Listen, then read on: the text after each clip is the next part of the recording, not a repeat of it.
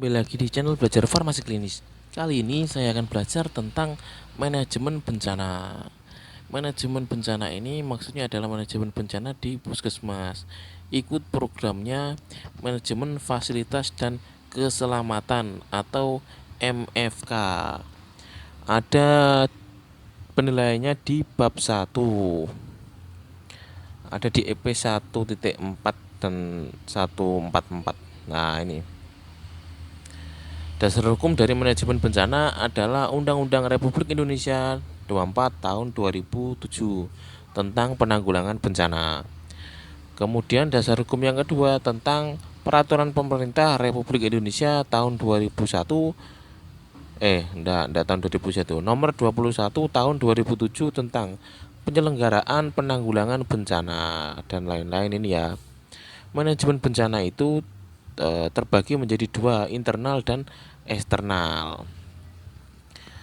Nah, kegiatan dari manajemen tangga bencana ini yang pertama adalah identifikasi jenis bahaya, kemungkinan dan dampak bencana yang mungkin terjadi atau HVA.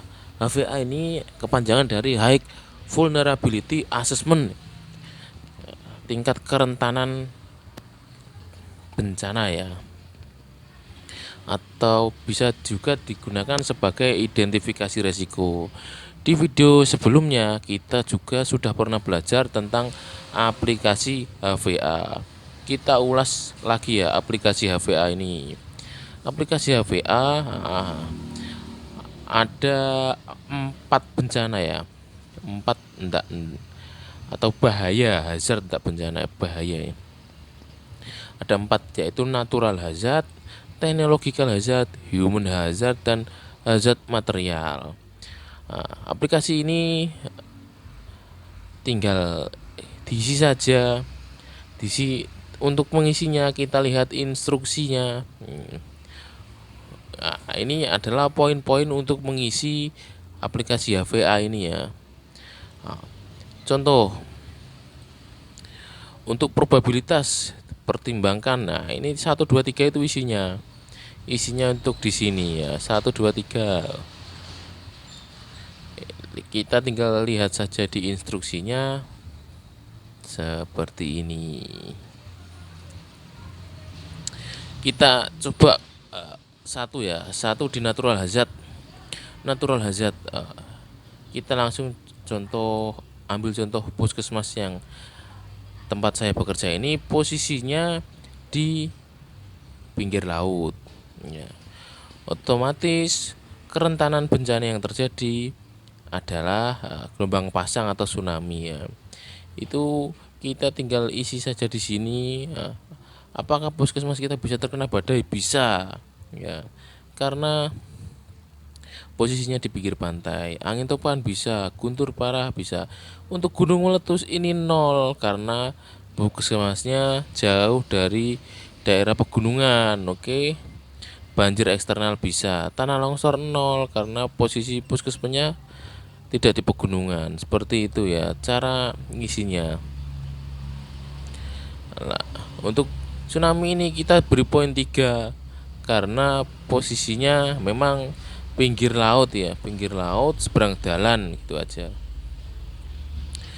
Untuk melihat hasilnya setelah kita isi dengan melihat instruksi ini, untuk melihat hasilnya itu ada di persentase resiko atau risk ini ya. Kita lihat resiko tertinggi apakah sesuai dengan yang kita isi ya, bencananya, kerentanan bencananya ternyata ya 83% itu bisa tsunami dan 83% lagi bisa gelombang pasang dari efek laut ya. 44% ini cuaca ekstrim dan 40% lagi 44% badai. Seperti itu ya cara penggunaan aplikasi HVA. Nah, aplikasi HVA ini juga ditindaklanjuti lagi. Tindak lanjutnya bagaimana? Ada tindak lanjutnya. Setelah keluar persentase paling tinggi ini, oh berarti natural hazard 83%. Tindak lanjutnya kita itu seperti apa? Selanjutnya yang kedua adalah rencana dan strategi komunikasi bila terjadi bencana. Kita tindak lanjut dari identifikasi jenis bahaya tadi ya, atau jenis bencananya apa, kemudian ditindaklanjuti dengan cara memiliki rencana. Kemudian yang ketiga, manajemen sumber daya melalui perencanaan, pelaksanaan pelatihan dan simulasi serta debriefing. Yang keempat, perencanaan, penyediaan, pelayanan dan alternatifnya. Dan yang kelima, identifikasi peran dan tanggung jawab tiap karyawan dan program manajemen konflik.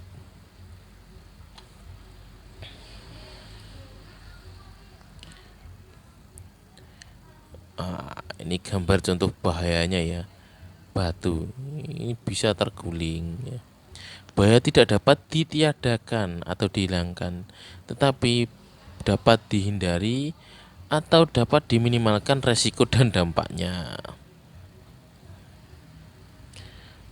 Bahaya hazard ini ada electrical hazard, bahaya mekanik hazard, bahaya fisik hazard, kemudian bahaya kimia, bahaya biologi, bahaya psikososial, dan bahaya ergonomi.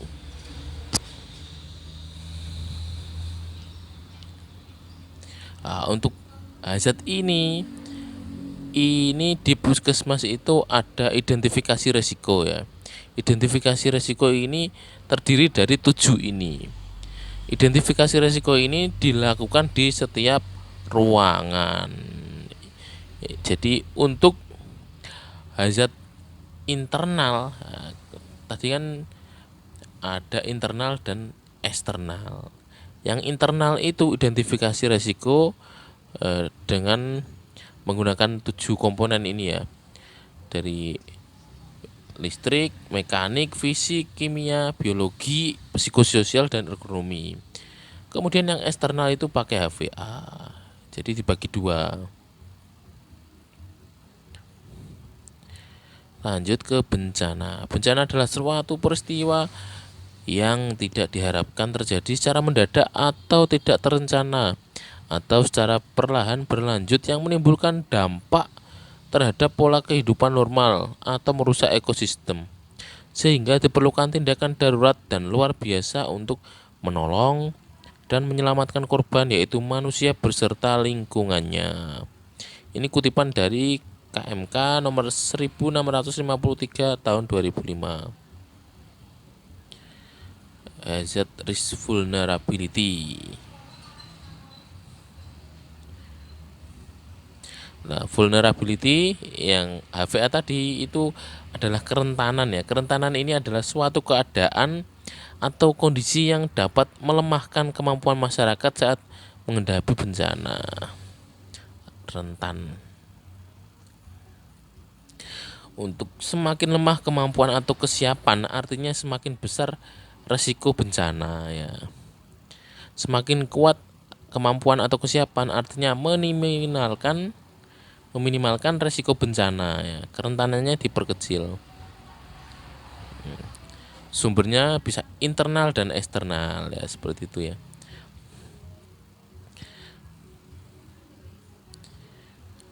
Ya, seperti ini, bencana alam, wabah dan sebagainya. Wabah itu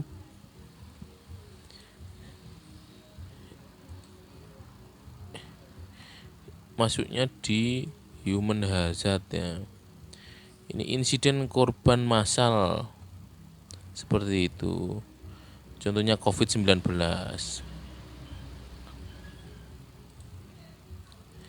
Untuk jenis bencananya ada bencana alam, non alam, dan sosial. Sosial ini contohnya bom, teroris, tawuran massal, dan demonstrasi. Siklus bencana dalam situasi normal, rencana mitigasi, rencana kontingensi ya. Apabila terjadi bencana, ditanggap darurat dan dievakuasi. Setelah itu pemulihan, direhabilitasi dan rekonstruksi.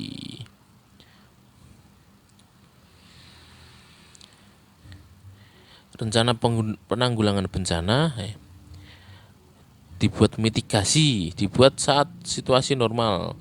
Sifat rencana Kemudian titik terberat kegiatan pada upaya pencegahan atau meminimalkan risiko. Ya, meminimalkan risiko itu misal kita langsung ambil contoh ya. Technological hazard. Nah, ini kan bisa terjadi di puskesmas.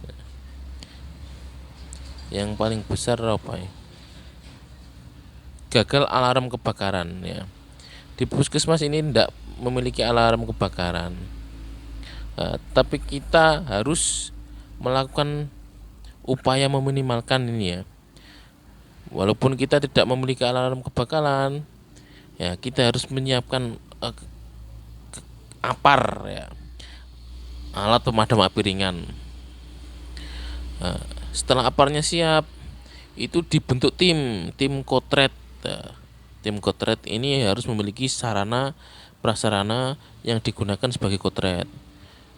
Contohnya harus menyiapkan helm kotret ya. Helm kotret ini harus tersedia, aparnya tersedia, petugasnya tersedia, seperti itu, untuk meminimalkan gagal alarm kebakaran di bagian technological hazard ini.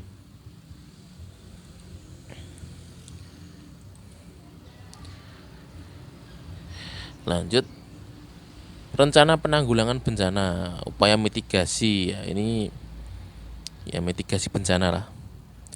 Kemudian kontingensi, ini siaga bencana,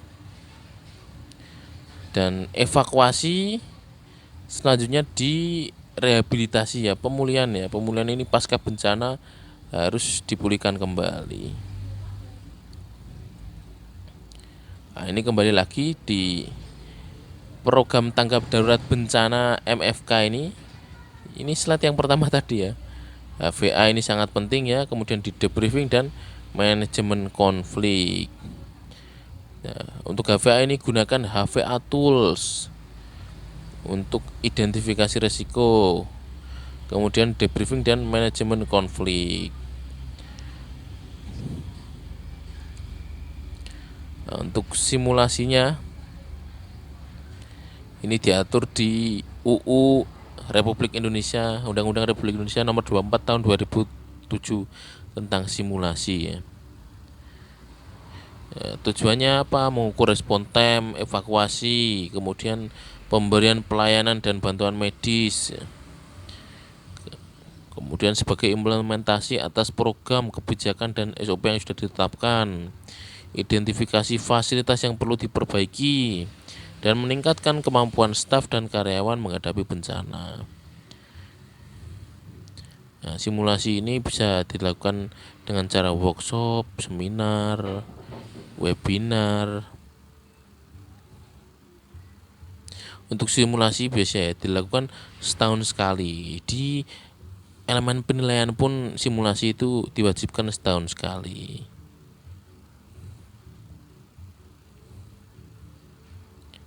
Untuk elemen penilaian manajemen bencana ini ada perencanaan pelaksanaan, penanggung jawab kegiatan, pelaksanaan kegiatan, pendidikan dan pelatihan, monitoring evaluasi, dokumentasi, dan rencana tindak lanjut. Iya, sudah selesai ya. Terima kasih. Baik, selesai sudah belajar kita kali ini. Kita ketemu di video berikutnya. Salam belajar formasi klinis. Semangat belajar.